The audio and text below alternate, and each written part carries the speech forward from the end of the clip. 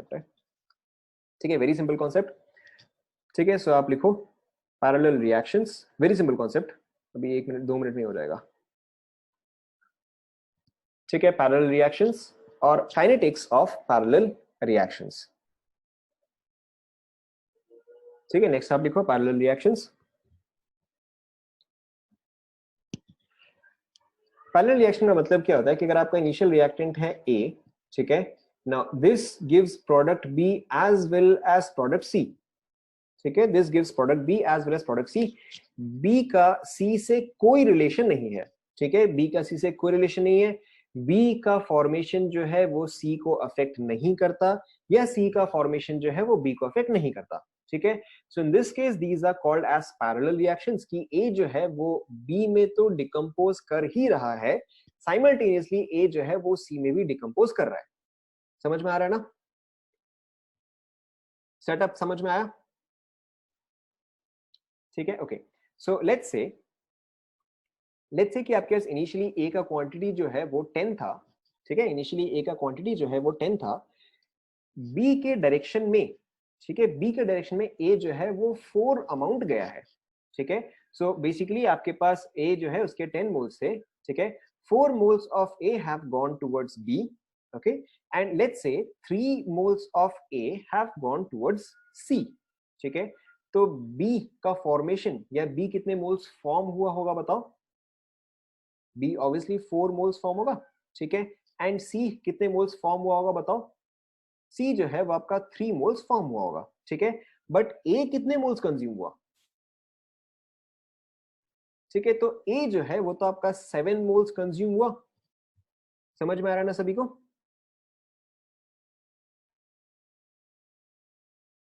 समझ में आ रहा है ना, ठीक है। तो इसी केस में सपोज करो कि all of this took place in 1 hour, ठीक है, all of this took place in 1 hour, तो what is the rate of formation of B,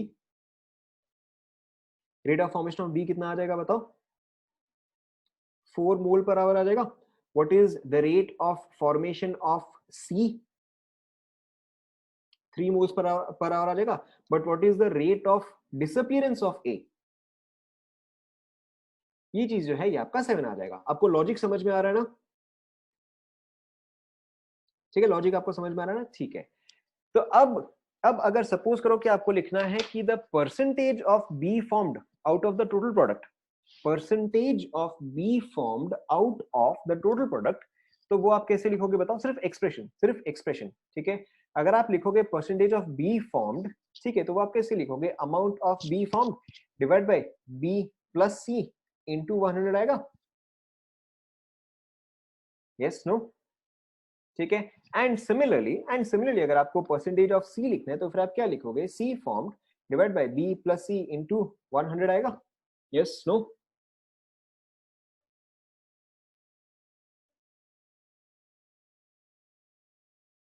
हाँ ना, ठीक है। तो यहीं पे देखो आपका पैरेलल रिएक्शन किस तरह से काम आता है, या पैरेलल रिएक्शन के लिए कैसे इक्वेशन लिखते हो, very simply, if your reactant A goes towards B, ठीक है, and it also goes towards C, for B the rate constant is k1, ठीक है, for C if the rate constant is let's say k2, ठीक है। तो ऐसे case में अगर आपको लिखना है कि what is the rate of formation of B, rate of formation of B, तो वो किस चीज से रिलेटेड होगा बताओ, k1 से या k2 से, फॉर्मेशन ऑफ बी किससे रिलेटेड होगा, करेक्ट, वो रिलेटेड होगा k1 से। फॉर्मेशन ऑफ सी किससे रिलेटेड होगा बताओ, k2 से। बट डिसअपीयरेंस ऑफ ए वो किससे रिलेटेड होगा बताओ, अभी जैसे आपने ऊपर किया है, करेक्ट, जो आपका डिसअपीयरेंस ऑफ ए होगा that will be related to k1 plus k2, ठीक है। और अगर यहीं पे सपोज करो आपको लिखना है परसेंटेज ऑफ बी फॉर्म्ड, तो अब आप कैसे लिखोगे बताओ,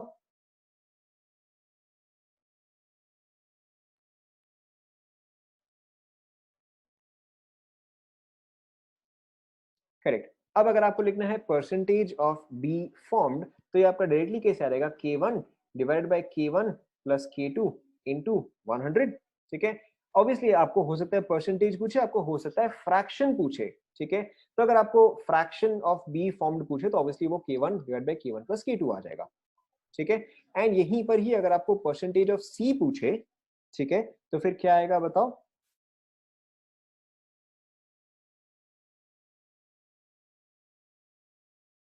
परसेंटेज, परसेंटेज, ठीक है। तो वेरी सिंपली आपका क्या आ जाएगा? K2 divide by K1 plus K2 into 100, ठीक है। परसेंटेज पूछा है तो फिर आप 100 से मल्टीप्लाई करोगे। परसेंटेज नहीं पूछा है या अगर आपको फ्रैक्शन पूछा है तो सिर्फ आप ये 100 वाला पार्ट जो है वो आप छोड़ दोगे। समझ में आया सभी को? ठीक है। Obviously this can be extended to any number of products, ठीक है। सपोज करो कि this is also giving you D, ठीक है। Let's say this is K3, ठीक है। Let's say this is also giving you D and D के लिए जो रेट कांस्टेंट है दैट इज K3। तो इन this case percentage of D formed आप कैसे लिखोगे बताओ? या फ्रैक्शन ऑफ डी फॉर्म, चलो फ्रैक्शन ऑफ डी बता दो। डी, ए नहीं डी, ठीक है। तो ये आपका क्या रहेगा? K3 divide by total. समझ में आया ना?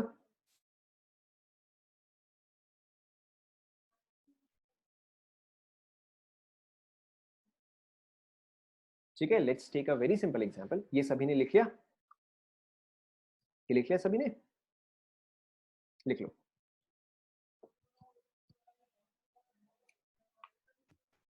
ये वाला पोर्शन हटा, ठीक है, क्योंकि हमने उसके हिसाब से लिखा है।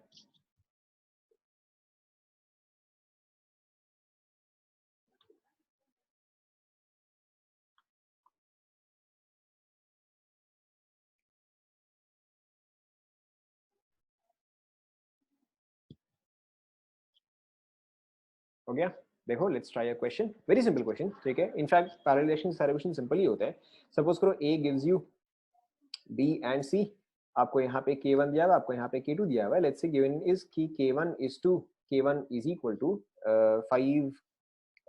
5 minute inverse for example, and K2 is equal to let's say 10 minute inverse, ठीक है। आपको निकालना है कि what is the fraction, what is the fraction of B formed in product. क्या आएगा बताओ? बहुत ही डिफिकल्ट सवाल है।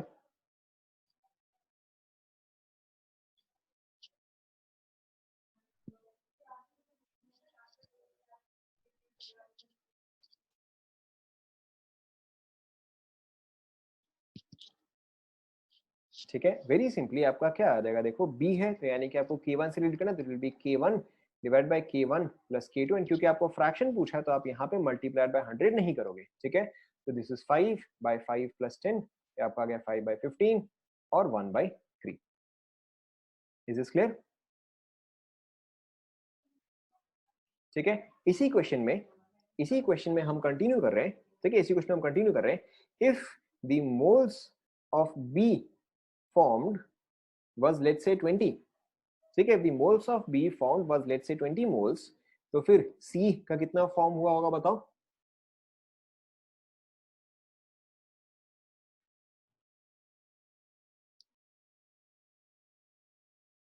ठीक है। वेरी सिंपली कि आपको दिख रहा है कि यहाँ पे K1 एंड K2 का रेशियो जो है वो 1:2 है, ठीक है। तो अगर ये 20 मोल फॉर्म होगा तो C जो है उसका डबल ही फॉर्म होगा, तो इन this case the amount of C form will be 40 moles, ठीक है।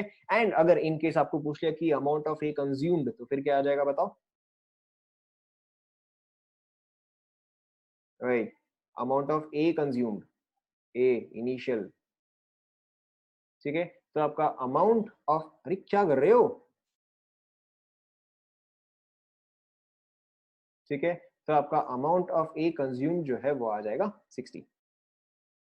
Is this clear?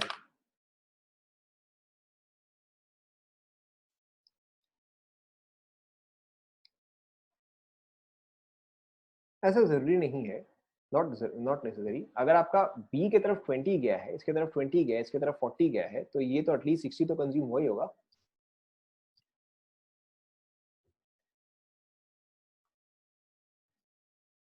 ठीक है। So will stop here.